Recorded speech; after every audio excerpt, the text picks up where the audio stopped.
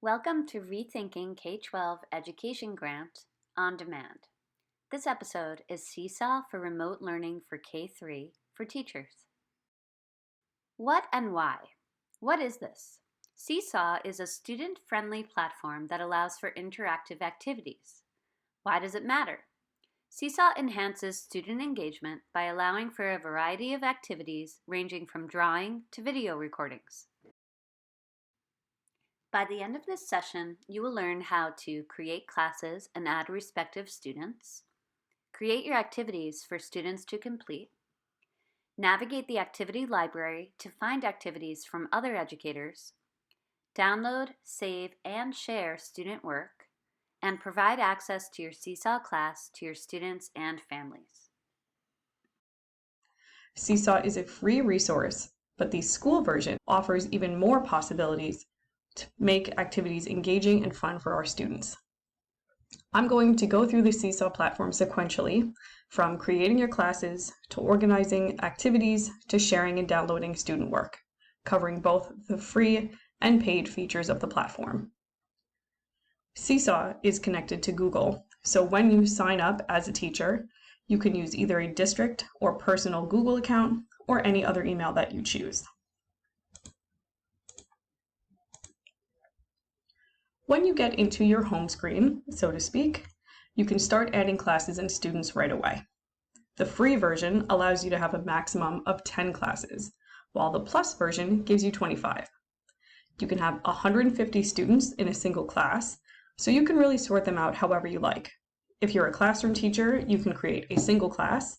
If you're an out-of-classroom teacher, you can create groups by class, grade level, etc., whatever organization works best for you.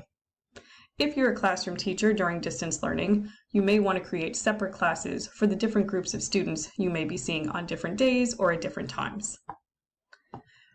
Students can be in multiple Seesaw classes at the same time, but they will have different access codes for each of them. A student in a Seesaw class with their classroom teacher will not be able to simultaneously access Seesaw activities assigned by other teachers in other classes. To begin adding your classes, you can click on your name on the top left-hand corner and create new class. When you create your classes, you have to name them and select a grade level. You have the option to say other if one grade level is not going to cover this specific class. You can also import your class directly from Google Classroom, and it will carry your students over directly. In order to do that, click Import from Google Classroom, and then just select the account connected to your Google Classroom if you have multiple accounts, and pick your class and agree to sharing information between the two platforms. Once you are in your class, you're going to go to the wrench icon on the top right to adjust your settings, add your students, and add your families. When adding students, you can specify if they're signing in with a district-assigned Google account or not. You can choose between students with shared devices or one-to-one. More often than not, you're going to choose one-to-one. That way each student has their own account in your class to access. You can then add students one by one with their full name or just their first name. You can also paste a list of students copied from another application like Sheets, Excel, Docs, or Word.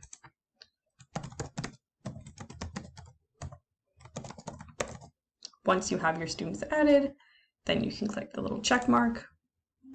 And this page will give you all the directions for your students to access your Seesaw class. You will get the QR code and the text code, and you can print this out as a poster to display or distribute to students.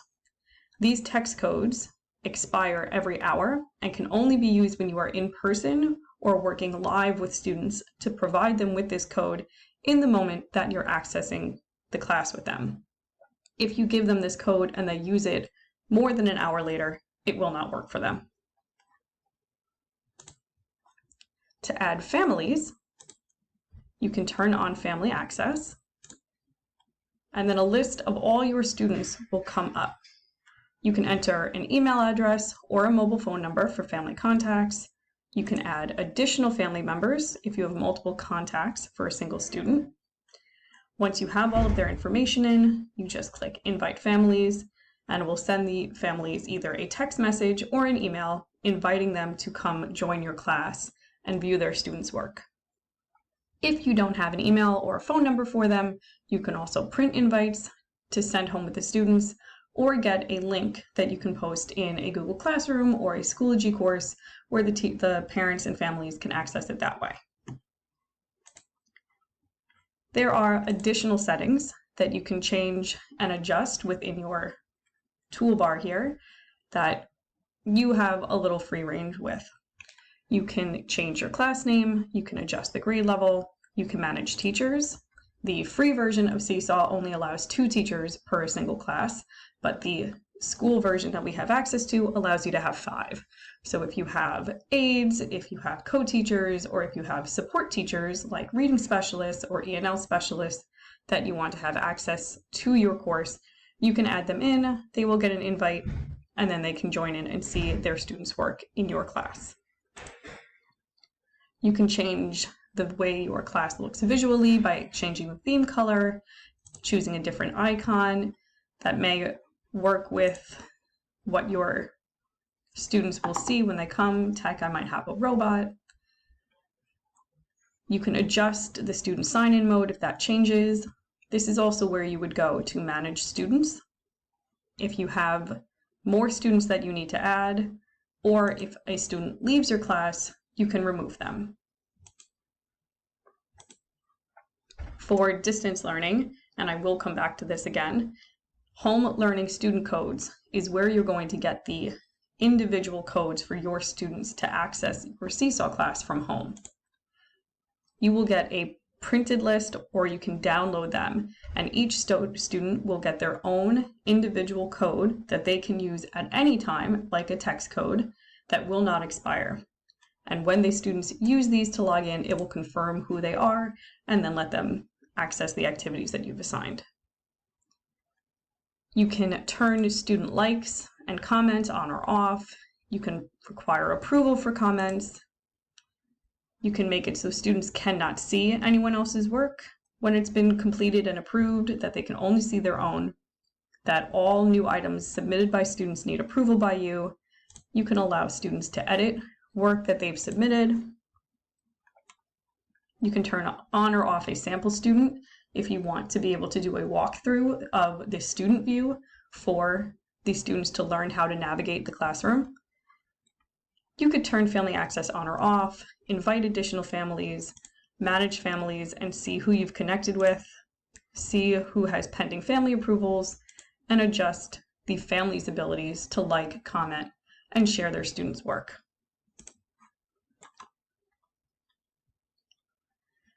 Enabling a class blog creates a public site with your students' work.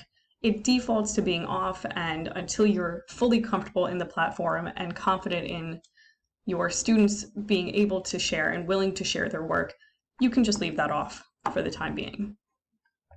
Folders are just an added organization for you as the teacher. It is a private organization tool that the students do not have access to. Skills are exclusive to the Plus school version that we have access to. You can assign different skills to different activities and then track student progress towards those skill goals.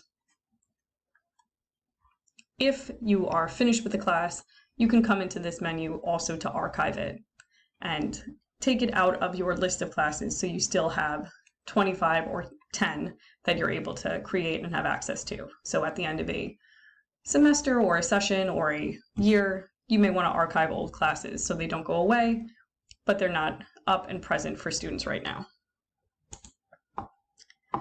Now, to go over this dashboard of sorts to actually navigate what the students are doing. This main page is the class journal, where all the submitted and approved work from students is displayed. You as the teacher will see all of the students' work regardless, but if you turn off that feature, the students will only see their own work, and they will not be able to see their classmates' work. Activities will list all the assigned activities for that class. You can see the date an activity was assigned, the number of responses, drafts, waiting for approval, and not responded. We'll go into another class to see what that looks like. So all of these activities have been assigned to this class, and you can see no responses, none waiting for approval, no drafts. 3 students in the class have not responded yet. This is the date it was assigned. It was assigned to all the students in this class, and there is a template attached. The inbox is where your messages are. Students and families are not able to send you messages directly in Seesaw, but they can respond to messages that you send. So you are able to send student announcements to the entire class or family announcements to specific family members. Skills is where you can track that progress that I mentioned when you add skills to different activities. Again, this aspect isn't required, but if you do want more of that formative data from student work, then you can start using this tool. From the class journal homepage, the green plus sign that says add is where you can go to quickly send announcements, post student work, and access the activity library. In the activity library, you can create your own activities or search the community to find shared activities from other educators. When you pick a specific grade level for your class, the community shared resources will be presented by that grade level, but you are able to go up and look through all different grade levels of work. You can look through all different subjects of work. You'll see trending searches, so home learning, remote learning are all right now very popular activities that teachers are adding to this platform. You can see what was popular this week, popular authors within the platform, and recently added activities. When you find an activity that you like, if I wanted to use this pigeon has to go to school, I can open it, I can read the directions, I can read the teacher notes provided with it, and if I decide that I like this, I can click this heart, and it will automatically be added into my library. In my library, you will now see any activities from the community that you added and any activities you've created. So you can title a new activity according to what you want your students to do. And these can be for a writer's workshop, for math, for reading, or they could be social emotional, they could be for fun, they could be for STEAM. So once you name your activity, there is a collection of codes that can also be useful for you to use when writing in the directions because they provide a visual of the tools that students may actually see, the icons that they're going to recognize within the different templates to know exactly where they need to be clicking to follow through the activity appropriately. So when you type in the instructions, you can simply say pen. Write your name at the top. And when we save it, just for the sake of seeing what that looks like, now that little pen icon has come up. So you can edit the activity further. You can add voice instructions and record yourself reading your directions. You can add multimedia instructions. So you can add pictures, videos, link out to other videos, upload files, documents that you have in your Google Drive, and you can add a student template. You have a number of options for a student template. You could, if it's a writing assignment, you may just provide them with a note. But if you go into the drawing tool, you can provide students with a lot of different options. First, there are a number of different backgrounds that you can choose from. If you go to the ellipsis on the left-hand side, there's different colors, but there's also line paper, graph paper, paper that younger students may use to practice their handwriting, dots, and other closer lined paper. So you can pick whatever works for you. There's pens, pencils, a highlighter, magic pens, and an eraser. So students can just write with the pen. If they're using a tablet or an iPad, they can use their finger to write. They can also add a text box to type in more clearly and then move the text box around. Now, in the free version, you can only have one page of this template that students can work on. But with the school version that we have access to, you can add additional pages. So you can give students the opportunity to do multiple pages of work within a single activity. You can also insert images that students are able to duplicate. If I wanted to add in an image of some sort, you can provide them with what they might use in math for manipulatives, that they can click on the picture and duplicate it. So if you gave them some example of a manipulative and just advised them on how to, in the directions, duplicate it, how to lock it, how to put things in order, then students are able to do a lot more with the tools that are in here.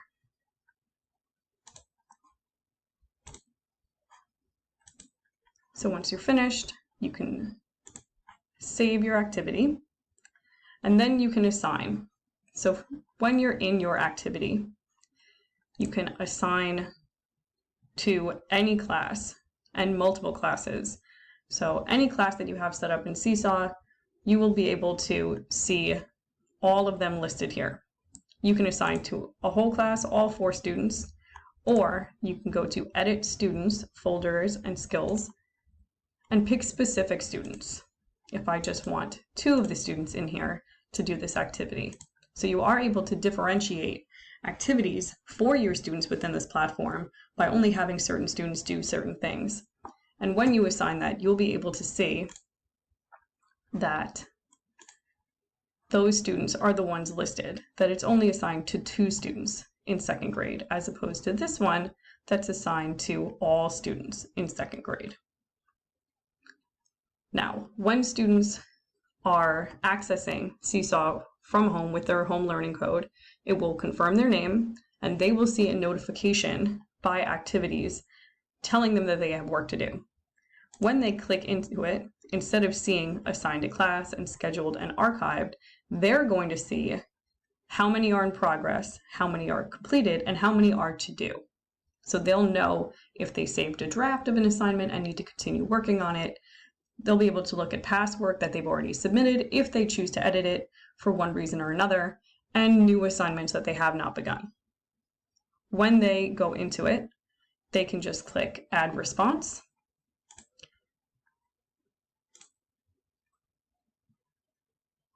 It will take them into the activity, and they will be able to view the instructions that are at the top here, so they can refer back to them whenever they need to. If they decide that they're not finished, but they're going to come back to it later, they can save it as a draft, and it'll just save in that to be done in progress work over here on the side for them. And then you'll be able to see that there's 1 draft being worked on and 3 that have not yet responded. Once the work is completed, you will get a notification telling you that you have hosts to approve. And the students will be able to have the work sent back to them, or they'll be able to have it posted into the class journal. So when you go in to your activities, you'll see this notification telling you that there is work that needs to be approved. 1 unapproved post, you can review it, and then you can go into the student's work and you can leave comments, you can like it, you can put it into folders and organize it appropriately. Once you've approved it, once you've looked through and make sure everything was good. If it's good, then you can approve it. And if you think they still need to work on it, then you can send it back to them. So I'm going to approve it. And now in the class journal, this work from this student is now up. So not only can I see it, but the classmates can see it. And again, if you turn that feature off, then the only people that'll see it are me and this student. So they can kind of track the work that they've done. So that's everything that you need to know about creating your class, adding your students, and getting activities assigned for them. So I'm going to share some examples of different ways this platform can be used. One of the great ways, especially for distance learning, is to use it as a place to share a virtual classroom that you may have created. Bitmoji classrooms right now are very popular in terms of providing access to students to different links and resources. So that's one that was posted here that you can go in, and the students are able to actually click around this virtual reset room. And if they click View Original, it will take them to this Google slide presentation, and they can click on all these different aspects of the page that will take them to different activities. So you can use it to share that Google slide because Google is linked so seamlessly into Seesaw. You can also use it for writing templates. Like I showed in that sample activity that we made, you could create a background with the lined paper, the template that has that lined paper for them to work on their writing, and have them have that set up for them. And you can put in a text box that has directions. Type up what you did over the summer. And you're able to move it and resize it and leave the directions there from them if you wanted to do that as well. You can use it for math work. Like I said, one of those backgrounds was graphing paper or dotted paper. You can have students create charts, use manipulatives if you put images in that they can then duplicate and move around the screen. You can set up even just a daily check-in or morning message activity, a simple question for the students to answer to get the day started. You can provide different STEM challenges in the form of choice boards or hyperdocs. You can use anything physical that you would have maybe had in your classroom space. You can then convert it into a virtual activity for students to do in this platform. There are also many resources that have been made in educator websites that now are set up to convert seamlessly into this platform because it is so user-friendly and it is so much more appealing for students to be able to interact with and do these different activities with drawing and videos and recording themselves beyond just paper and pencil or just typing. So the last bit that I'm going to show you is how to actually download, save, and share your students' work.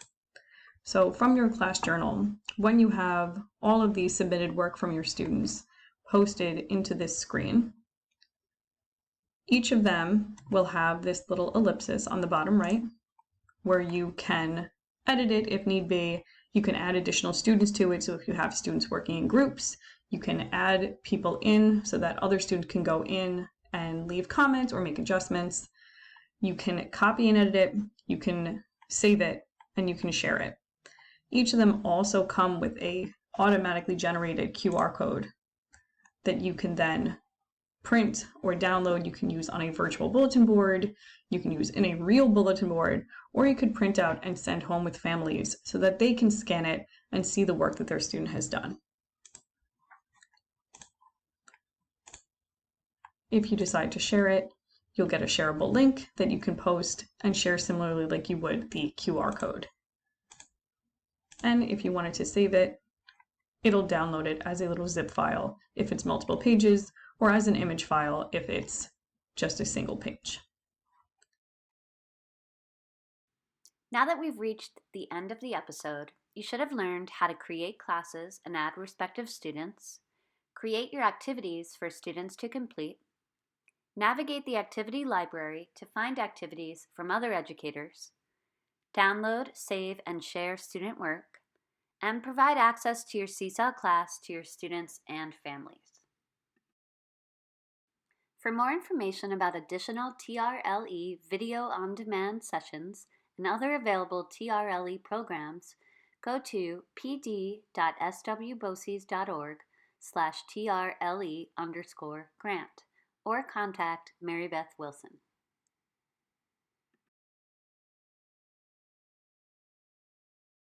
We value your feedback about your experience with this digital resource. Please take a moment to share feedback about your experience with this resource using the following link.